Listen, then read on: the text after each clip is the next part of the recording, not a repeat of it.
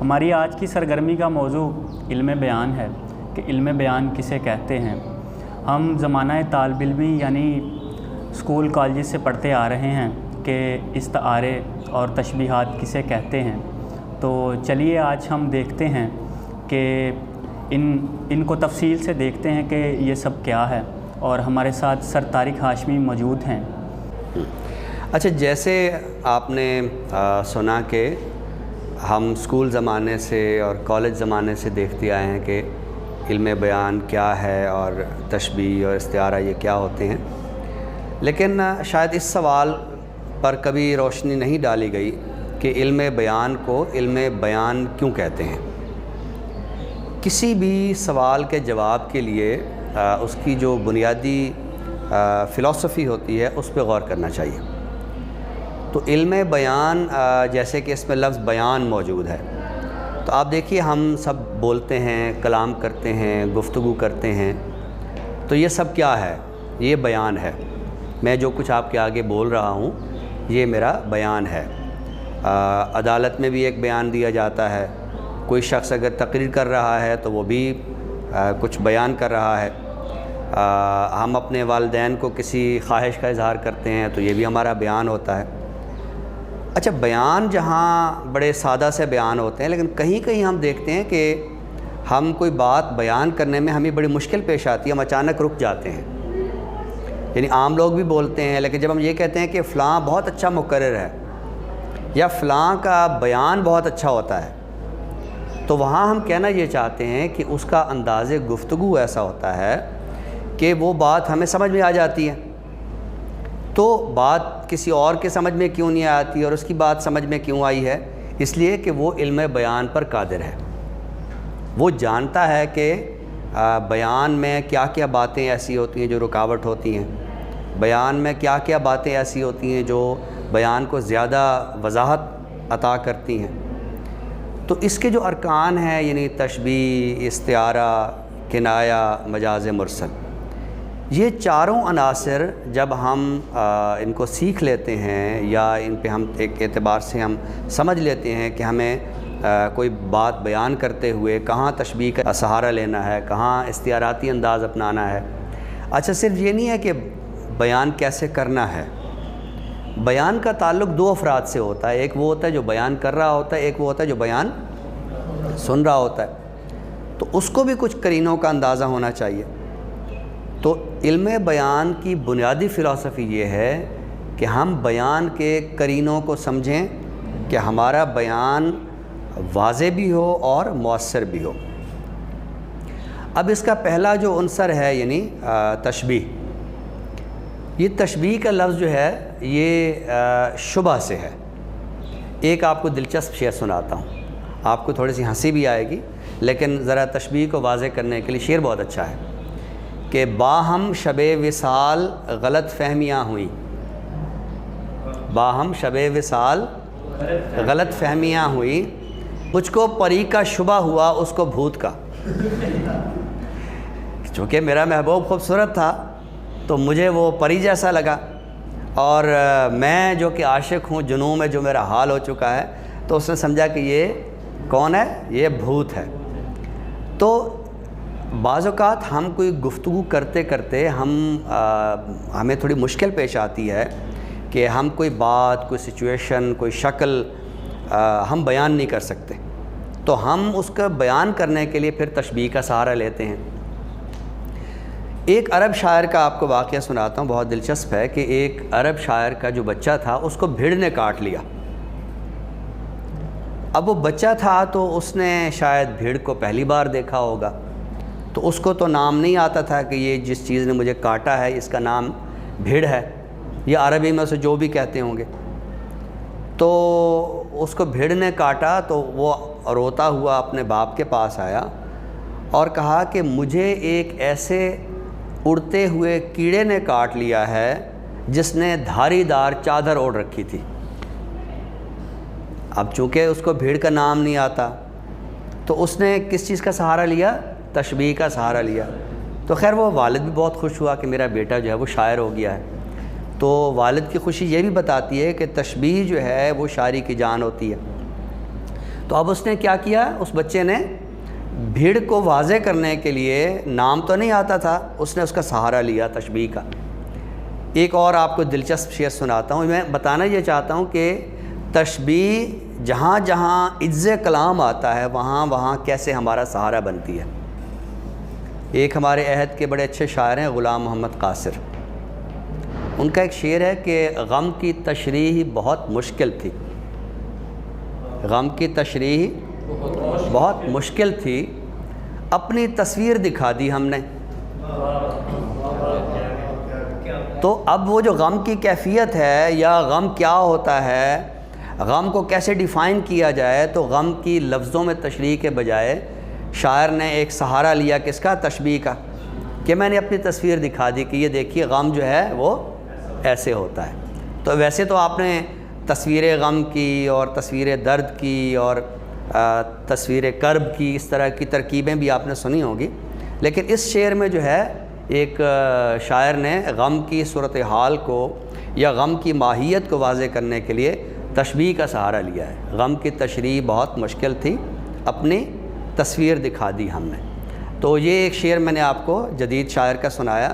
تو ایک آپ نے میر کا بڑا معروف شعر سن رکھا ہوگا، تو لیکن یہ کہ آج ہمارے پاس میر کی وہ پوری غزل ہے، تو ہم حمزہ سے کہیں گے کہ میر کی وہ پوری غزل سنائیں، چونکہ اس کی ردیف ایسی ہے کہ جو حرف تشبیہ پر مشتمل ہے۔ تو پوری غزل میں شاعر نے مختلف جو ہے وہ تشبیہات دی ہیں۔ جی حمزہ۔ مطلع عرض ہے کہ ہستی اپنی حباب کی سی ہے، ہستی اپنی حباب کی سی ہے، یہ نمائش سراب کی سی ہے۔ ہستی اپنی حباب کی سی ہے، یہ نمائش سراب کی سی ہے، نازکی اس کے لب کی کیا کہیے، نازکی اس کے لب کی کیا کہیے، پنکھڑی ایک گلاب کی سی ہے، نازکی اس کے لب کی کیا کہیے، پنکھڑی ایک گلاب کی سی ہے، چشم دل کھول اس بھی عالم پر، چشم دل کھول اس بھی عالم پر، یہاں کی اوقات خواب کی سی ہے،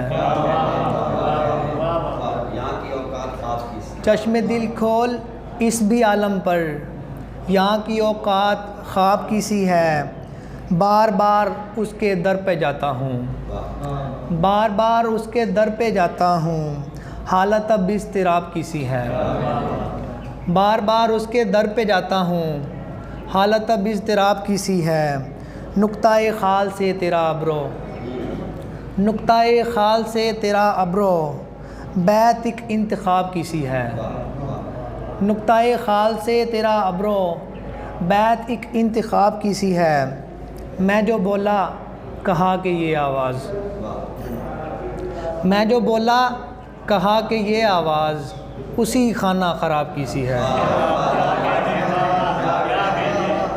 میں جو بولا کہا کہ یہ آواز، اسی خانہ خراب کی سی ہے، آتش غم میں دل بھنا شاید، آتش غم میں دل بھنا شاید، دیر سے بو کباب کی سی ہے، دیکھیے ابر کی طرح اب کے، دیکھیے ابر کی طرح اب کے، میری چشم پرآب کی سی ہے، دیکھیے ابر کی طرح اب سے، میری چشم پرآب کی سی ہے، میر ان نیم باز آنکھوں میں، ساری مستی شراب کی سی ہے،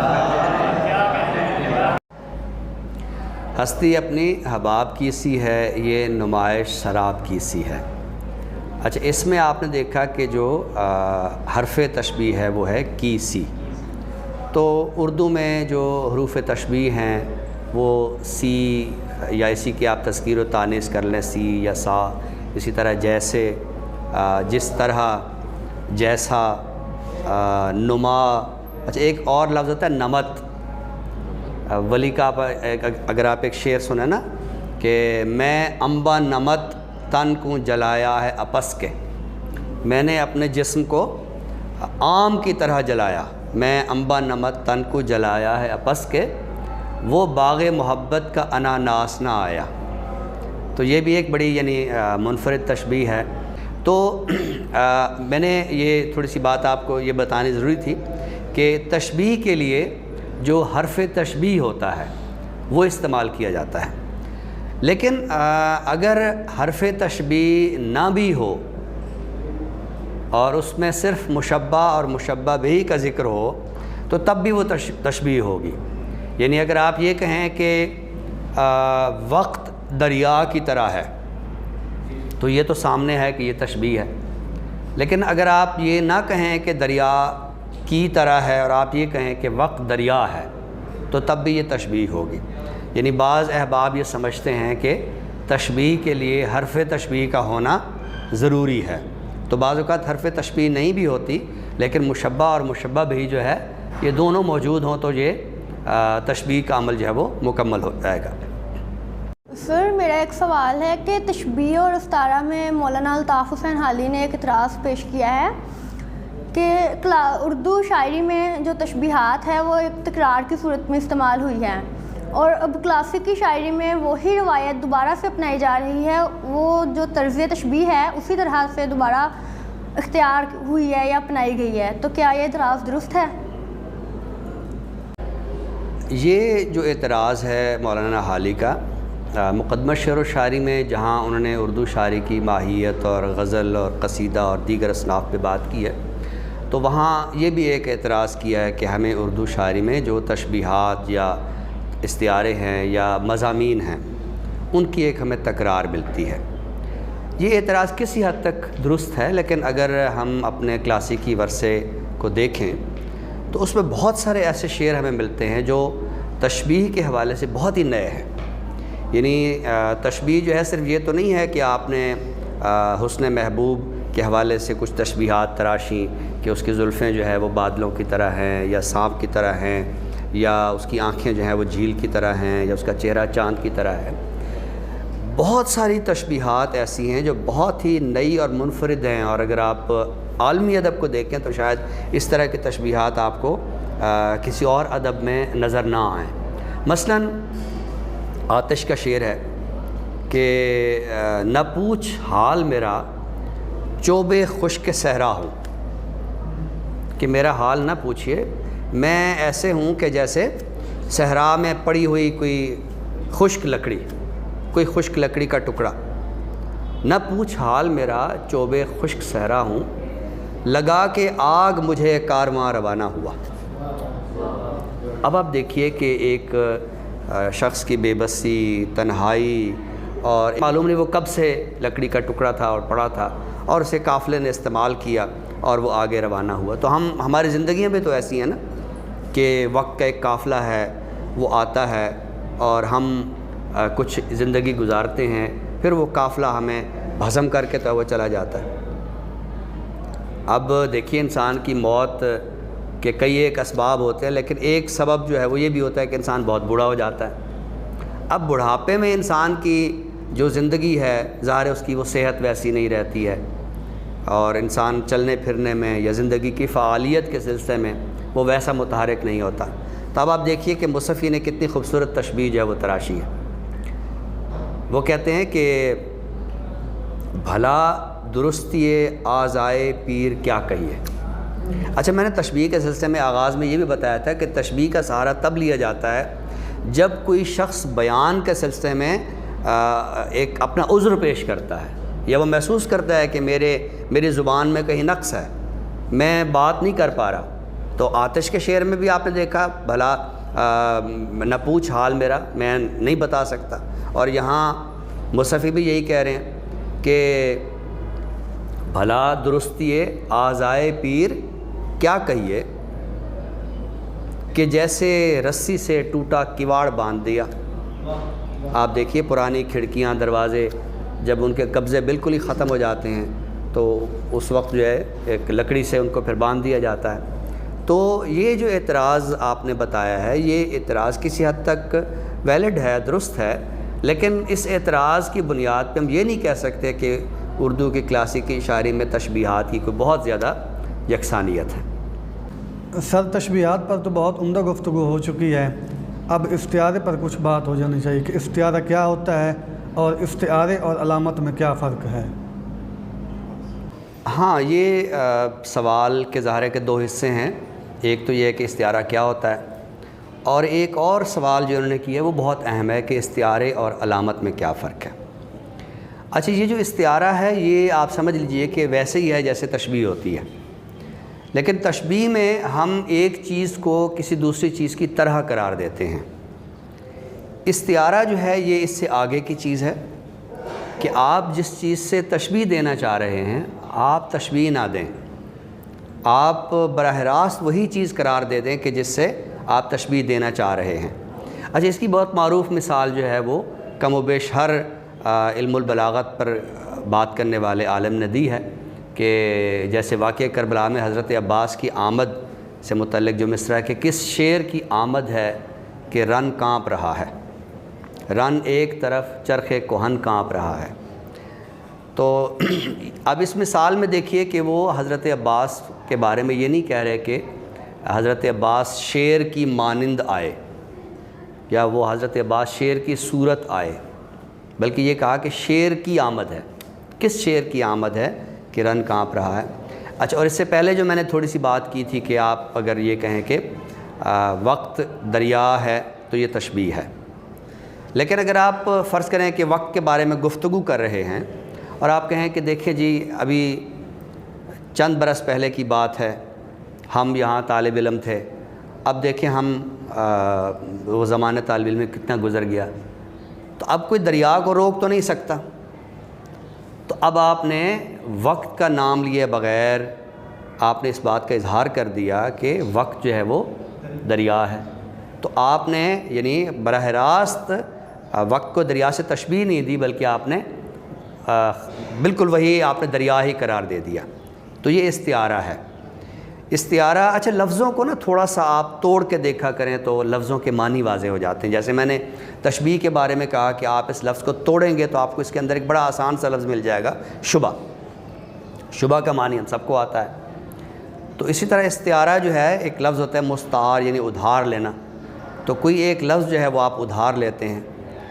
اچھا، اب یہ جو سوال ہے نا اگلا، استعارے اور علامت میں کیا فرق ہے.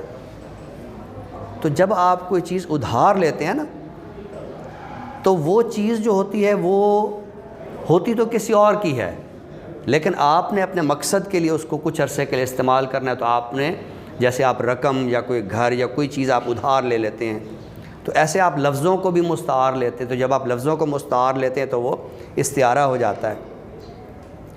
اب یہ جو علامت کی بات ہے تو علامت ہمارا جو علم بلاغت ہے اس میں علامت کا ذکر بہت کم آیا یا نہیں کیا گیا. یعنی یہی تشبیہ، استعارہ، یہ الفاظ ہوئے. ایک بات یاد رکھیں کہ یہ جو استعارہ ہوتا ہے یہ ایسا نہیں ہے کہ یہ صرف شعری کلام کا وصف ہوتا ہے. استعارہ اگر کوئی مجھ سے پوچھتا ہے تو ادبی اظہار کا بنیادی وصف ہی استعارہ ہوتا ہے. ہم اسے انگریزی میں میٹافر کہتے ہیں، تشبیہ کو ہم سیملی کہتے ہیں، اور انگریزی میں ہم استعارہ کو کیا کہتے ہیں؟ میٹافر. تو جب بھی گفتگو میٹافوریکل ایکسپریشن میں آ جاتی ہے، استعاراتی طرز اظہار میں آتی ہے، تو وہ صحیح معنوں میں ادبی اظہار ہوتا ہے، وہ صحیح معنوں میں شعری اظہار ہوتا ہے. تو گویا استعارہ محض شاعری کی صفت نہیں ہے بلکہ شاعری کی جان ہے. اور جب آپ جانتے ہیں کہ کسی جسم سے جان نکال دی جائے تو وہ مردہ ہو جاتا ہے.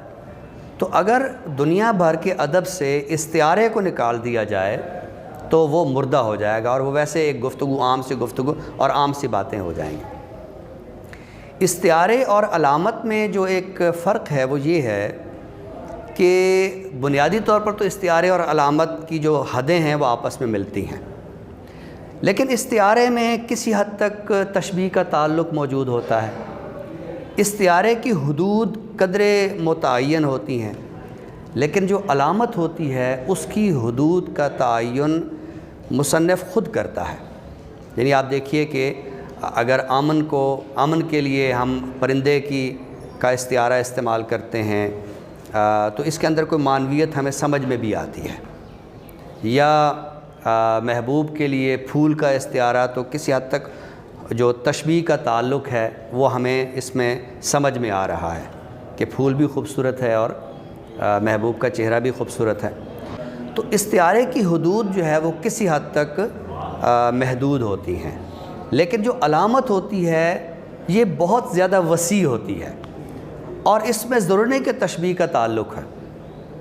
یہ ایک شاعر کی اپنی یوں سمجھیے کہ افتاد طبع پر ہے کہ وہ کون سے لفظ کو کس لفظ کے لیے علامت بنا دیتا ہے۔ یعنی ضرور نہیں کہ وہ وقت کے لیے دریا کی علامت استعمال کرے، وہ وقت کو کسی دیو کی صورت میں دکھا سکتا ہے اور وہ بتایا کہ کوئی دیو آیا ہے اور وہ میرے جسم کو کھا رہا ہے۔ تو اب یہاں یہ ایک اچھا پھر ایک چیز اور بھی ہوتی ہے کہ استعارے میں کسی حد تک توضیح ہوتی ہے، علامت بہت زیادہ پیچیدہ بھی ہو سکتی ہے۔ اسی وجہ سے آپ دیکھیے کہ ہماری جو جدید نظم ہے اس میں چونکہ علامتی طرز اظہار جن جن شعراء نے بہت زیادہ برتا ہے تو وہ زیادہ مقبول بھی نہیں ہو سکے، جیسے نون راشد ہیں وہ اتنے زیادہ مقبول نہیں ہوئے۔ مجید امجد بھی اپنی ان نظموں کی وجہ سے مقبول ہیں کہ جو کسی حد تک سمجھ میں آتی ہیں، لیکن جہاں وہ کنواں کی علامت استعمال کرتے ہیں تو وہاں ایسی نظمیں ایک عام آدمی کے رسائی سے باہر ہوتی ہیں۔ تو علامت جو ہے وہ چونکہ ایک بہت زیادہ پیچیدہ عمل ہے اور اس کی جو تفہیم ہے اس کا ایک مسئلہ بن جاتا ہے، لہٰذا شاید اس وجہ سے بھی ہمارے جو علم بلاغت کے ماہرین ہیں انہوں نے علامت کا ذکر نہیں کیا، استعارے کا ذکر کیا۔ تو میں ایک بار پھر کہوں گا کہ علامت اور استعارے کی حدیں آپس میں کہیں کہیں ملتی بھی ہیں، اور ہمارے ناقدین جب کسی شاعر پر یا کسی ناول نگار پر یا افسانہ نگار پر لکھتے ہیں تو وہ روانی میں کہیں یہ کہتے ہیں کہ ان کے ہاں استعارہ بڑا پیچیدہ ہے، کہیں وہ لکھتے ہیں کہ اس کے ہاں علامت بڑی گہری ہے۔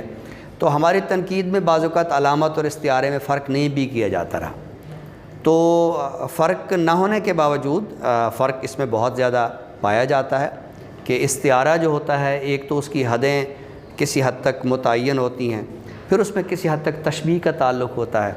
علامت میں ضرور نہیں کہ تشبیہ کا تعلق ہو، علامت بہت زیادہ پیچیدہ بھی ہو سکتی ہے۔ تو یہ آج کی گفتگو میں ہم نے تھوڑا سا یہ سمجھنے کی کوشش کی ہے کہ علم بیان کیا ہوتا ہے، اور اس علم بیان میں جو دو اس کی اقسام ہیں یعنی تشبیہ اور استعارہ، اس پر قدرے ہماری گفتگو ہو سکے۔ تو یہ گفتگو سے بعض اوقات ہم زیادہ باتیں ہم پر کھلتی ہیں، تو میں امید کرتا ہوں کہ آج کی گفتگو میں آپ کسی حد تک تشبیہ اور استعارہ کو سمجھ گئے ہوں گے، اور اس کے مابین جو ایک حد امتیاز ہے، اور کچھ مثالیں بھی ہم نے دی ہیں اور کچھ حمزہ نے غزل پڑھی ہے، سوالات بھی بہت اچھے ہوئے ہیں۔ تو انشاءاللہ ہم اگلی نشست میں جو کنایہ اور مجاز مرسل ہے اس پہ ہم بات کریں گے۔